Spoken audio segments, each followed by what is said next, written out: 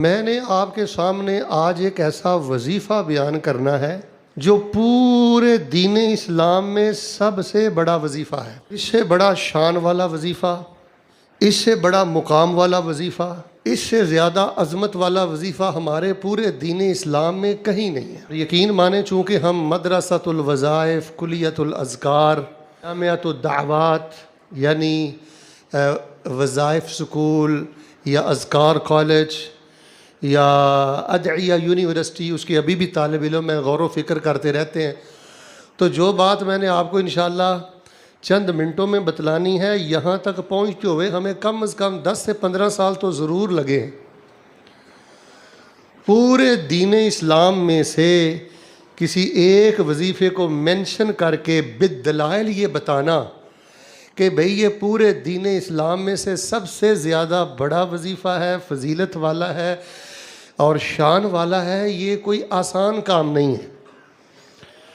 اور آپ اس لحاظ سے بھی بڑے خوش نصیب ہیں کہ آپ کو ممبر و محراب سے یا اللہ کے پاک کلام کی آواز سننے کو ملتی ہے، یا آقا دو جہاں حضرت محمد الرسول اللہ صلی اللہ علیہ وآلہ وسلم کی احادیث سننے کی سعادت نصیب ہوتی ہے۔ میں انشاءاللہ سب سے پہلے آپ کو وہ وظیفہ بتاؤں گا، پھر میں آپ کو 5 6 7 دلائل دے کر بتاؤں گا کہ یہی وظیفہ ہمارے دین میں سب سے بڑا وظیفہ کیوں ہے۔ میں یہ بھی آپ کو بتلاؤں گا، آپ بے اولاد ہیں، آپ بیمار ہیں، آپ کسی مشکل میں ہیں، آپ دنیا میں رحمت چاہتے ہیں، مرنے کے بعد جنت میں سب سے اونچا درجہ چاہتے ہیں، آپ کی دنیا اور آخرت کی ہر مشکل کو ٹالنے کے لیے یہ وظیفہ کافی ہے، دنیا کی عزت اور جنت میں سب سے بڑا رتبہ پانے کے لیے بھی یہ وظیفہ کافی ہے۔ اس کو کب پڑھنا ہے، کیسے پڑھنا ہے، اور کن 2 چیزوں کا اگر آپ خیال رکھیں گے تو پھر اس وظیفے کی ساری برکات آپ کو مل جائیں گی۔ آج یہ وظیفہ آپ کی خدمت میں، بڑے دنوں میں یہ بڑا وظیفہ کیوں بیان کر رہا ہوں؟ بڑے دنوں میں یہ بڑی عبادت کرتے رہنا چاہیے۔ اللہ تعالیٰ اپنی رحمت کے ساتھ امت مسلمہ کو غلبہ نصیب فرما، اور اللہ تبارک و تعالیٰ ہمیں عزت، عظمت اور شہادت والی موت نصیب فرما۔ ٹھیک ہے، آپ میں سے تہجد گزار، شب زندہ دار، اللہ والے نیک انسان بھی ہیں، لیکن کئی میرے جیسے گناہگار خطا کار بھی ہیں جن سے زیادہ قرآن نہیں پڑھا جاتا، زیادہ نوافل نہیں پڑھے جاتے، زیادہ حج عمرے نہیں کیے جاتے، تو ان بھائیوں کے لیے آج کا خطبہ ایک سوغات ہے۔ اللہ تبارک و تعالیٰ تمام باتوں پہ ہمیں عمل کرنے کی اور بڑے شوق سے اللہ تعالیٰ عمل کرنے کی توفیق عطا فرمائے۔ سب سے پہلے میں آپ کو بتاتا ہوں کہ وہ کون سا وظیفہ ہے، وہ وظیفہ پہلے سن لیں۔ وہ وظیفے کو دیکھنا ہونا کہ یہ سب سے بڑا کیسے ہے، دیکھتے ہیں کہ اللہ تبارک و تعالیٰ اس پر اجر و ثواب کتنا عطا کرتے ہیں۔ رسول رحمت اللہ صلی اللہ علیہ وسلم کی درجنوں روایات ہیں، لیکن ان میں سے صرف میں آپ کو 2 روایات سناتا ہوں، ذرا توجہ سے سن لیں۔ فرمایا جو بندہ ایک دفعہ کہتا ہے نا سبحان اللہ الحمدللہ، اللہ تبارک و تعالیٰ اس کو 20 نیکیاں عطا کرتے ہیں، 20 نیکیاں عطا کرتے ہیں۔ اور جب بندہ کہتا ہے نا الحمدللہ رب العالمین، رسول رحمت فرماتے ہیں 30 حسنہ، اللہ تبارک و تعالیٰ اس کو 30 نیکیاں عطا فرماتے ہیں۔ اجر و ثواب اتنا زیادہ ہے کہ آپ تاجر احباب بیٹھے ہیں، ذرا کان کھول کے سن لیں، آپ کروڑوں روپے کا صدقہ کر لیں اور آپ کے مقابلہ میں ایک بندہ یہ سبحان اللہ ولا الہ الا اللہ واللہ اکبر یہ 100 دفعہ 4 کلمے پڑھ لے، آپ اس کی اجر و ثواب کو نہیں پہنچ سکتے۔ رسول رحمت علیہ السلام کے پاس ان کی چچا زاد بہن ام ہانی آئیں، یہ روایت غالباً مسند احمد میں ہے، امام البانی رحمہ اللہ محدثین کرام نے اس کو صحیح قرار دیا ہے۔ کہنے لگی اللہ کے نبی السلام ہو، اب وہ جوانی والے سلسلے نہیں رہے، بڑھاپا آ گیا ہے، زیادہ عبادت نہیں ہوتی، مجھے بتائیں میں بیٹھی بیٹھی کیا پڑھ لیا کروں؟ تو آپ علیہ السلام نے ارشاد فرمایا لیا کرو، یہ توجہ کرنا، 100 دفعہ پڑھ لیا کرو سبحان اللہ والحمدللہ ولا الہ الا اللہ واللہ اکبر۔ اللہ تبارک و تعالی حضرت اسماعیل کی لڑی سے 100 غلام آزاد کرنے کے برابر، 100 اونٹ اللہ کے رستے میں صدقہ کرنے کے برابر، 100 لگام پہنے گھوڑے اللہ کے رستے میں صدقہ کرنے کے برابر، تجھے اجر و ثواب عطا کریں گے، اور جب تو 100 دفعہ پڑھے گی نا لا الہ الا اللہ تو زمین سے لے کے آسمان تک کی ساری فضا اجر و ثواب کے ساتھ بھر جائے گی۔ تو میرے پیارے بھائیوں، آپ اس کو چلتے پھرتے بیٹھتے اٹھتے کثرت سے پڑھا کریں۔ بیٹی آپ موٹر سائیکل چلا رہے ہیں، سبحان اللہ والحمد للہ ولا الہ الا اللہ واللہ، پھر کسی بھی وظیفے کی عظمت دیکھنی ہونا یہ سب سے بڑا کیوں ہے، پھر دیکھا جاتا ہے جی اس سے گناہوں سے کس قدر معافی ملتی ہے۔ تو اس پر بھی کئی روایات ہیں، صرف ایک روایت شروع کرتے ہوئے پھر میں اصل موضوع کی طرف آتا ہوں، ذرا توجہ کرنا۔ نبی علیہ الصلوۃ والسلام ایسے صحابہ کے ساتھ جا رہے تھے تو ایک مر بشجرۃ یابسۃ الورق، حدیث میں آتا ہے کہ نبی علیہ السلام ایک درخت کے پاس سے گزرے اور اس کے پتے خشک ہو چکے تھے، تو رسول پاک علیہ السلام نے فحرکھا بعصاہ، آپ نے ایسے اپنی لاٹھی کے ساتھ نا اس کو حرکت دی، وہ سارے پتے تساقط الورق علی الارض، سارے پتے زمین پر گر پڑے۔ آپ نے فرمایا صحابہ دیکھیں اللہ کے رسول کیسے حکیم ہیں، مثالوں سے دین سمجھاتے ہیں، مثالوں سے وظیفے کی عظمت بیان کرتے ہیں۔ آپ نے فرمایا صحابہ جس طرح اس درخت کے پتے زمین پہ گرے ہیں نا، جو بندہ سبحان اللہ والحمد للہ ولا الہ الا اللہ واللہ اکبر پڑھتا ہے، اس سے زیادہ تیزی کے ساتھ اس کے گناہ اس کے نامہ اعمال سے گر جاتے ہیں۔ کسی بھی وظیفے کی عزت اور عظمت کو اگر پہچاننا ہو تو اس کا ایک طریقہ یہ بھی ہے کہ یہ دیکھا جاتا ہے کہ اللہ کے جو ہاں مالا الاعلیٰ ہے، اللہ کے عرش کے پاس اس وظیفے کی کیا حیثیت ہے۔ مثال کے طور پہ اگر آپ میں سے کسی کا ذکر سینٹ میں ہو، اسمبلی میں ہو، صوبائی اسمبلی میں ہو، تو آپ سمجھتے ہیں نا کہ دنیاوی اعتبار سے یار اس بندے کی بڑی کوئی اتھارٹی ہے، کوئی حیثیت ہے، کوئی شان مقام ہے، سینٹ میں اس کا ذکر ہے۔ رسول رحمت علیہ السلام فرماتے ہیں سبحان اللہ والحمد للہ ولا الہ الا اللہ واللہ اکبر ینعطفن حول العرش، ینعطفن حول العرش، یہ اللہ تبارک و تعالیٰ کے عرش کے ارد گرد چکر لگاتے ہیں، اور جو بندہ زمین پر پڑھتا رہتا ہے نا سبحان اللہ والحمد للہ ولا الہ الا اللہ واللہ اکبر، اس بندے کا تذکرہ اللہ کے عرش کے پاس کرتے ہیں۔ اور نبی علیہ السلام نے فرمایا میرے صحابہ کیا تم پسند نہیں کرتے کہ تمہارا ذکر اللہ کے عرش کے پاس ہوتا رہے؟ اما یحب احدکم، بیٹے یہ لطیفے، یہ جگتے، یہ گالیاں، یہ لغویات، اور بیٹا یہ طریقی ہے، اس سے حافظے کمزور ہوتے ہیں۔ فیس بک کی غلاظتوں نے ستیہ ناس کر دیا ہے۔ بیٹے میں تو اسٹیج پہ پڑھا کہتا ہوں فیس بک اللہ کی نعمت بھی ہے، اور بیٹا اس کو نعمت رہنے دو، اس کو جہنم نہ بناؤ، اس کو تلاوت کا ذریعہ بناؤ، اس کو دین سمجھنے کا ذریعہ بناؤ۔ اس فیس بک نے، یوٹیوب نے، گوگل نے، ان چیزوں نے، سوشل میڈیا نے ہمیں بالکل کھوکھلا کر دیا۔ ہمیں سبحان اللہ والحمد للہ ولا الہ الا اللہ اللہ اکبر پڑھنے کی بھی فرصت نہیں ہے۔ یہ جو کل بالامس یوم الخمیس جمعرات کا دن گزرا ہے، آپ نے کتنی ہزار دفعہ پڑھا ہے سبحان اللہ والحمد للہ ولا الہ الا اللہ واللہ اکبر۔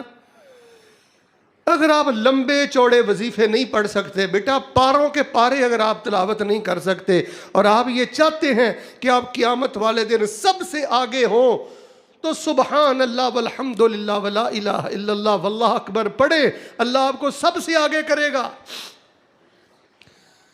پھر کسی بھی وظیفے کے رتبے کو، شان کو، مقام کو، اس کے بڑا ہونے کو دیکھنا ہو، یہ کل قیامت والے دن ترازو میں کتنا بڑا ہوگا، ترازو میں اس کا وزن کیا ہوگا۔ تو رسول پاک علیہ السلام فرماتے ہیں اللہ تعالیٰ کے ترازو میں جو سب سے بڑا نیک عمل ہے نا، وہ ہے سبحان اللہ والحمد للہ ولا الہ الا اللہ واللہ۔ اب آخری حدیث سنا کر میں اصل موضوع کو شروع کرتا ہوں، ذرا توجہ کیجئے۔ وَقُلِ الْحَمْدُ لِلَّهِ الَّذِي لَمْ يَتَّخِذْ وَلَدًا وَلَمْ يَكُنْ لَهُ شَرِيكٌ فِي الْمُلْكِ وَلَمْ يَكُنْ لَهُ وَلِيٌّ مِّنَ الذُّلِّ وَكَبِّرْهُ تَكْبِيرًا۔ اور تعریفیں تو اللہ کی ہیں، اور حمد تو اللہ تعالیٰ کی ہے، اور بڑائی تو اللہ تعالیٰ کی ہے، بادشاہی تو اللہ تعالیٰ کی ہے، سارا جگ جس کا محتاج ہے وہ کسی کا محتاج نہیں ہے. وَقُلِ الْحَمْدُ لِلَّهِ الَّذِي لَمْ يَتَّخِذْ وَلَدًا. رسول پاک علیہ الصلوۃ والسلام کے پاس 3 بندے آئے, کلمہ پڑھ کر مسلمان ہو گئے.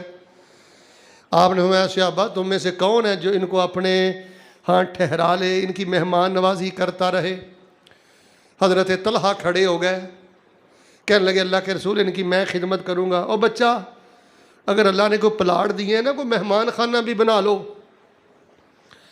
آپ کو نہیں پتہ جب کوئی مسیحی مسلمان ہوتا ہے, غیر مسلم مسلمان ہوتا ہے, تو اس کے لیے کتنی مشکلات ہوتی ہیں. احتجاج میں ہم سب سے آگے ہیں, توڑ پھوڑ میں ہم سب سے آگے ہیں, اور حکومت کے ساتھ ٹکر لینے میں ہم سب سے آگے ہیں, فوج کے ساتھ ٹکر لینے میں ہم سب سے آگے ہیں, لیکن جو کرنے والے کام ہیں ہم وہ نہیں کرتے. بابا اگر آپ کے پاس کوئی پلاٹ ہے تو وہاں کوئی مسلمانوں کے لیے کوئی مہمان خانہ بناؤ, کوئی نیا مہمان ہے وہاں ٹھہراؤ, یہ بہت بڑا اجر ہے. مربوں کے مربے میں نے دیکھا ہے, کئی زمیندار چھوڑ گئے, تاجر چھوڑ گیا, لیکن اللہ کی قسم انہوں نے 2.5 مرلے میں بھی مہمان خانہ کوئی 10 کمرے نہیں بنائے. ہمارے ایک پروفیسر صاحب ہیں, ان کے علاقے میں توحید کی دعوت بڑی پھیلی, تو جب میں نے تحقیق کی تو اس کی سب سے بڑی وجہ میرے سامنے یہ آئی کہ انہوں نے اپنی مسجد میں کچھ کمرے ہاسٹل بنائے تھے. یہاں یونیورسٹی میں طلبہ پڑھنے کے لیے آتے تھے, ہاسٹل ان کو فری دیتے تھے. جو بچے ہاسٹل میں رہتے تھے وہ ترجمہ کلاس میں بیٹھتے تھے. ترجمہ کلاس میں بیٹھنے کی وجہ سے اللہ پاک نے شرک کے اندھیروں سے نکال کر ان کو توحید کے اجالے عطا فرما دیے. آپ کا کوئی دینی بھائی آ جائے, آپ کا کوئی مسلمان بھائی آ جائے, نو مسلم آ جائے, اس کی مہمان نوازی یہ بھی دین ہے, یہ بھی سنت ہے, یہ بوجھ نہیں ہے. حضرت طلحہ کہتے ہیں ان میں سے ایک شہید ہو گیا. بھئی بڑا قابل توجہ واقعہ. پھر نبی علیہ السلام نے بعث بعثا فقتل, ان میں سے دوسرا ایک دوسرے مارکے میں گیا, وہ بھی شہید ہو گیا. والثالث مات علی فراشہ, اور جو تیسرا تھا وہ بستر پر فوت ہو گیا. حضرت طلحہ فرماتے ہیں میں نے خواب میں کیا دیکھا کہ جو تیسرے نمبر پہ بستر پر فوت ہوا ہے اس کو جنت میں سب سے بلند درجہ مل گیا. حالانکہ درجہ تو بلند اس کا ہونا چاہیے تھا جو دونوں مارکے میں شہید ہوئے ہیں, اور اس کا درجہ زیادہ ہونا چاہیے تھا جو سب سے پہلے شہید ہوا ہے, کہ اس کا نمبر پہلا ہے. تو رسول پاک علیہ الصلوۃ والسلام سے آ کے یہ خواب کا ذکر کیا تو نبی علیہ الصلوۃ والسلام نے کہا اے میرے طلحہ, لیس احد افضل عند اللہ من مؤمر یؤمر فی الاسلام.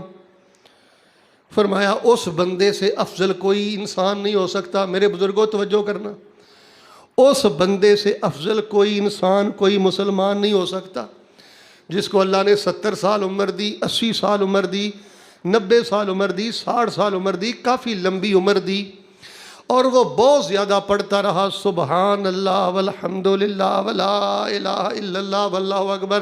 نبی علیہ السلام نے فرمایا اس بندے سے زیادہ افضل کوئی انسان نہیں ہو سکتا, چاہے وہ مجاہد ہو, چاہے وہ غازی ہو, چاہے وہ کوئی ہو. یہ جو بندہ بستر پر فوت ہوا ہے نا, وہ اس کے شہید ہونے کے بعد بھی پڑھتا رہا سبحان اللہ والحمد للہ ولا الہ الا اللہ واللہ اکبر. اللہ تبارک و تعالیٰ نے اس کو درجہ بھی اونچا عطا فرمایا. وَقُلِ الْحَمْدُ لِلَّهِ الَّذِي لَمْ يَتَّخِذْ وَلَدًا وَلَمْ يَكُنْ لَهُ شَرِيكٌ فِي الْمُلْكِ وَلَمْ يَكُنْ لَهُ وَلِيٌّ مِّنَ الذُّلِّ وَكَبِّرْهُ تَكْبِيرًا. یہ وجہ ہے کہ سبحان اللہ والحمد للہ ولا الہ الا اللہ واللہ اکبر ہمارے دین اسلام میں جتنے وظائف ہیں, جتنے اذکار ہیں, ان میں سب سے بڑا وظیفہ ہے. جیسے یہ جو 10 دن ہے نا سب سے زیادہ فضیلت والے دن ہے نا, اسی طرح یہ جو وظیفہ ہے سب سے زیادہ فضیلت والا ہے. آئیے میں دوسرے سوال کا جواب دیتا ہوں کہ آج کے خطبے میں نے اس کو کیوں بیان کیا ہے. رسول پاک علیہ الصلوۃ والسلام کی کئی احادیث ہیں, ان کا خلاصہ یہ ہے فَأَكْثِرُوا فِيهِنَّ التَّسْبِيحَ وَالتَّحْمِيدَ وَالتَّحْلِيلَ وَالتَّكْبِيرَ. رسول پاک علیہ السلام نے ان دنوں میں ہمیں حکم دیا ہے فَأَكْثِرُوا فِيهِنَّ, فرمایا کثرت کے ساتھ پڑھا کرو, ان دنوں میں زیادہ سے زیادہ پڑھا کرو سبحان اللہ والحمد للہ ولا الہ الا اللہ واللہ. کیوں؟ یہ دن بھی بڑے ہیں اور یہ وظیفہ بھی سب سے بڑا ہے۔ تو ان دنوں میں دیکھیں، آپ خطبے کے بعد دکان میں تشریف لے جائیں گے، آپ پڑھتے رہیں سبحان اللہ والحمد للہ ولا الہ الا اللہ واللہ، ایک دفعہ مجھے پڑھ کر سنائیں۔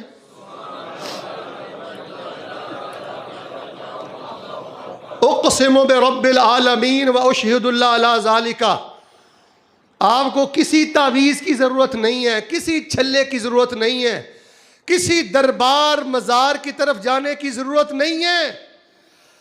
بستر پہ لیٹے پڑے، دکان پہ بیٹھے پڑے، چلتے پھرتے پڑے، آتے جاتے پڑے، سبحان اللہ والحمد للہ ولا الہ الا اللہ واللہ اکبر، یہ پورے دین کا خلاصہ ہے، یہ پورے دین اسلام میں سب سے بڑا وظیفہ ہے۔ لیکن اگر آپ چاہتے ہیں نا کہ شیخ صاحب میں یہ چاہتا ہوں کہ مجھے نورانیت ملے، روحانیت ملے، میرے اندر نور اترے، ارجنٹ سروس مجھے چاہیے، فوری مجھے اس کے فوائد چاہیے، نتیجہ چاہیے، پھر آپ نے 2 کام کرنے۔ کتنے کام؟ سب سے پہلا کام یہ ہے کہ اس کو آپ نے سمجھ کے پڑھنا ہے،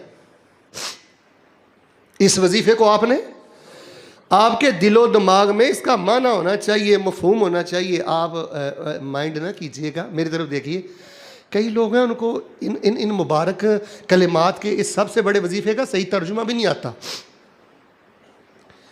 سبحان اللہ کے 5 معنی ہیں، الحمدللہ کے 3 معنی ہیں، اللہ اکبر کے بھی تقریباً 3 معنی ہیں، لا الہ الا اللہ کے بھی کئی معنی ہیں، لیکن چونکہ وقت ساتھ نہیں دے رہا، اختصار کے ساتھ میں آپ کو بتاتا ہوں۔ جب آپ نے پڑھنا ہے نا سبحان اللہ والحمد للہ ولا الہ الا اللہ واللہ اکبر، لفظی ترجمہ سنیں، پھر میں آپ کو اس کے معنی بتاتا ہوں۔ سبحان اللہ والحمد للہ ولا الہ الا اللہ واللہ اکبر۔ اور میرے پیارے بھائیو، یہ آپ کی محبت ہے اللہ کے ساتھ، یہ آپ کے اندر کے جذبے ہیں اللہ کے بارے میں، یہ آپ اپنا اندر اپنے اللہ کے بارے میں کھول کے رکھتے ہو۔ اللہ تعالیٰ تیری ذات کے بارے میں میرا عقیدہ کیا ہے، تیری ذات کے بارے میں میرا جذبہ کیا ہے، تیری ذات کے بارے میں میرے اندر تیرا پیار کیا ہے۔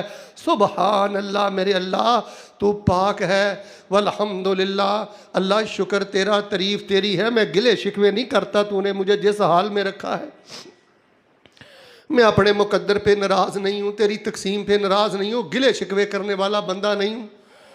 سبحان اللہ، تو پاک ہے، والحمدللہ، سب تعریفیں تیری ہیں، ولا الہ الا اللہ، اللہ میرا سارا کچھ ہی تو ہے، میرا الہ بھی تو ہے، میرا حقیقی بادشاہ بھی تو ہے، میرا متا بھی تو ہے، میرا حاکم بھی تو ہے، میرا معبود بھی تو ہے، واللہ اکبر، اللہ تیری ذات سب سے بڑی ہے۔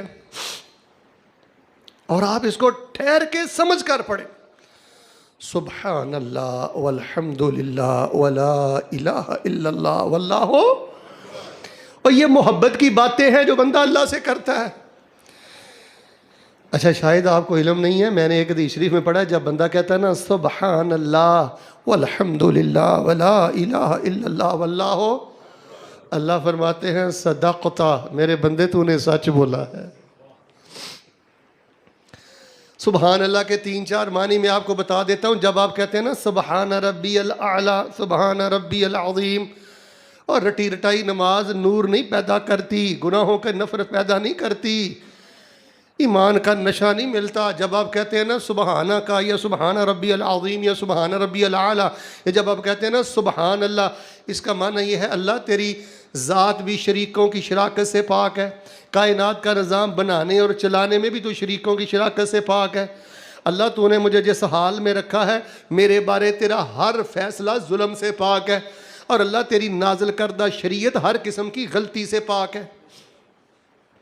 حاجی صاحب جی، جب بندہ کہتا ہے نا سبحان اللہ، آپ کے ایمان کو تازہ کرنے کے لیے یہی ترجمہ کافی ہے۔ سبحان اللہ، میرے اللہ، آدم سے لے کے اس گھڑی تک جس مشرک نے تیرے ساتھ جو بھی شرک کیا ہے، میں جتنا بھی گناہ گار ہوں، میرا عقیدہ یہ ہے سبحان اللہ، آدم سے لے کے اس گھڑی تک جس بندے نے تیرے ساتھ جو بھی شرک کیا ہے، میرے اللہ تو اس شرک سے پاک ہے۔